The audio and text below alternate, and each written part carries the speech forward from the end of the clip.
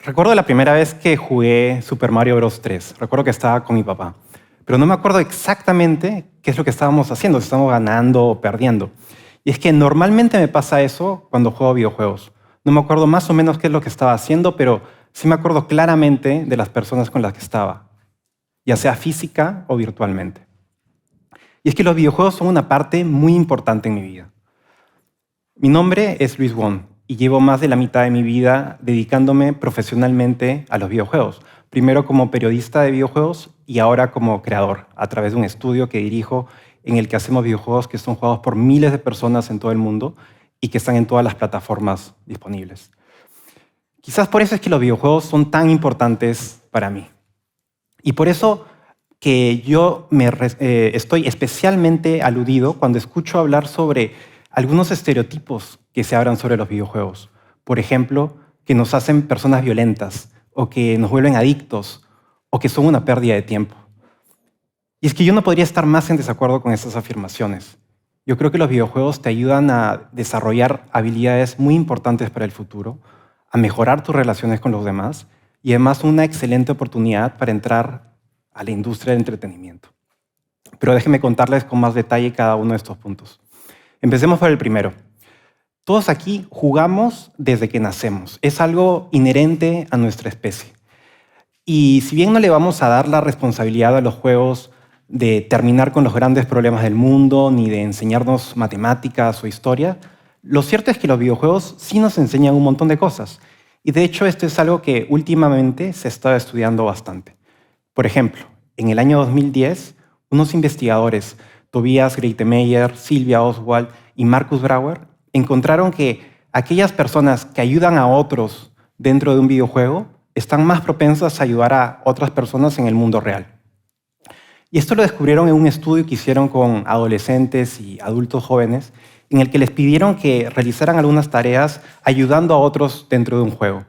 Y luego del estudio vieron que esas personas ayudaban más a sus compañeros e incluso a los propios investigadores, a diferencia del grupo control.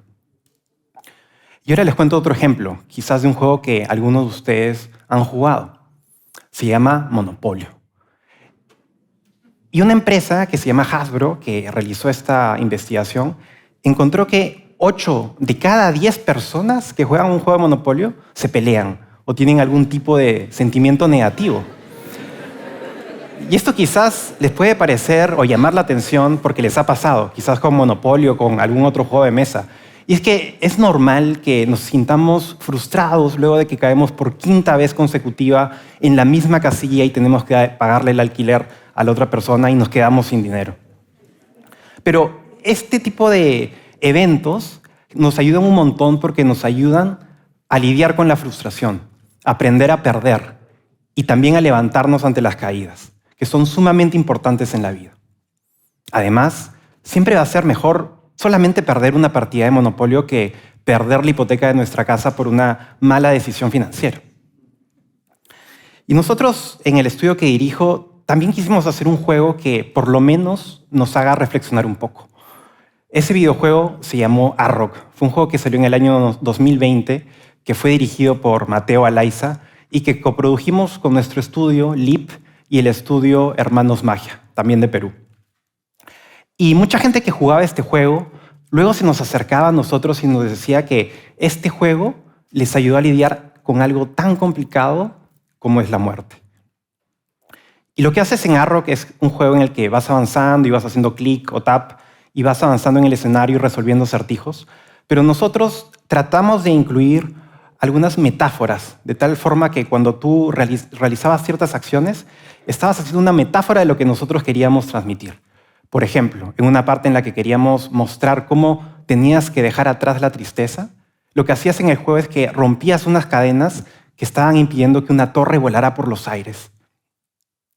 Esto quizás les puede llamar la atención porque no es el típico juego del cual escuchamos o jugamos, pero quizás por eso es que este juego nos trajo tantas satisfacciones y tantos premios, como por ejemplo el premio al Independent Game Festival, porque premia las producciones independientes y que por eso es considerado como el premio Cannes de los videojuegos. Esto para mí es un ejemplo que los juegos nos pueden ayudar a desarrollar la empatía. Pero los juegos no solamente desarrollan habilidades personales, sino también sociales. Y ese es el segundo punto que quisiera compartir hoy. Recordemos la pandemia, cuando estuvimos encerrados por semanas o meses. Algo que a mí me ayudó muchísimo a soportar los encierros y al hecho de no ver a mis amigos era jugar. Y el juego que jugábamos, y que bueno, hasta ahora juego, es un juego que se llama Age of Empires 2, que es un juego en el que tú controlas a una civilización y tienes que desarrollar tu estrategia para ganar posesión del mapa. Y lo que hacíamos era que varias veces por semana jugábamos a este juego de manera en línea. Y era algo que nos ayudaba porque en el fondo era una oportunidad para hablar sobre nosotros y sobre nuestras vidas y para hacer algo que fue con la forma en la que nos conocimos, que era jugar. Esto me ayudó mucho a mí y estoy seguro que a ellos también. Y aquí quiero hacerles una confesión. Yo detesto la palabra gamer. La odio. Y la odio porque genera una división que no debería existir entre aquellas personas gamers que tienen la computadora ideal, el teclado, la silla gamer y que juegan determinados juegos de los que no. Y en el fondo esta palabra, digamos, ha sido creada en una campaña publicitaria para venderle un producto a cierto público objetivo, pero en el fondo lo que termina haciendo es disminuir las oportunidades de encuentro entre todas las personas que jugamos. Y lo que hay que recordar es que jugar es un acto social y hacerlos incluso más. Y ese es el tercer punto que quisiera compartir. Y es que hay otro mito que dice que los videojuegos son una pérdida de tiempo. Pero es todo lo contrario. La industria de los videojuegos es la más grande en la industria del entretenimiento. Es más, según una empresa que se llama Ibis World, existen más de 250,000 personas que trabajan en la industria del videojuego. 5 veces, en Estados Unidos, 5 veces el número de la industria del cine. La industria del juego es más grande que la industria del cine y que la música juntas. Y esto ni siquiera es algo reciente. Esto ya pasaba desde los años 70, cuando los videojuegos recién habían empezado. Y aquí en el Perú, en el año 2018, junto con la economista Denise Laos, realizamos una encuesta, un trabajo de investigación para el Ministerio de Cultura y para el Banco Interamericano de Desarrollo, y encontramos que existían más o menos unos 10 estudios en el Perú que se dedicaban principalmente a hacer videojuegos, y unas 180 personas que estaban en la industria. Este número quizás les pueda resultar un poco pequeño, pero al mismo tiempo nos muestra el gran potencial que tiene esta industria en nuestro país. Y es que los videojuegos no solamente los hacen programadores, como a veces también escuchamos. También se necesitan comunicadores, artistas, psicólogos, músicos para hacer un videojuego. Porque hacer un videojuego, como decía el catedrático Frank Lantz, que fue el fundador de la Facultad de Juegos en la Universidad de Nueva York, es como hacer óperas con puentes. Y lo que él quiere decir es que hacer un videojuego es algo tan complejo que reúne la dificultad de hacer una obra de ingeniería tan complicada como un puente con una obra de arte tan bella como una ópera. Y lo complicado de hacer un videojuego es que tienes que hacer las dos cosas al mismo tiempo.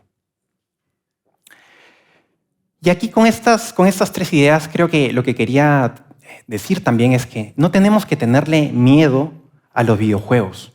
Por el contrario, tenemos que tratar de acercarnos para conocerlos mejor e incluso aprender a diseñarlos. Yo también dicto un curso de diseño de videojuegos en una universidad aquí en Lima y lo que solemos hacer es una práctica que se llama prototipado rápido.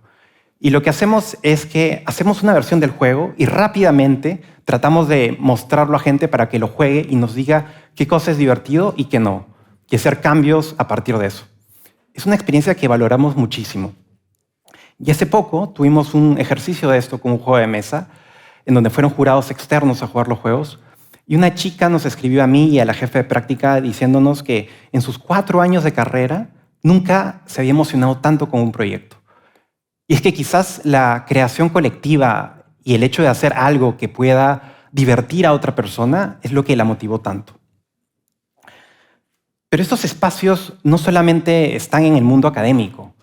Entonces, de la misma forma que un grupo de personas se junta y se encierra a veces a crear o pensar ideas tecnológicas para hacer un negocio en estos eventos que se llaman hackatones.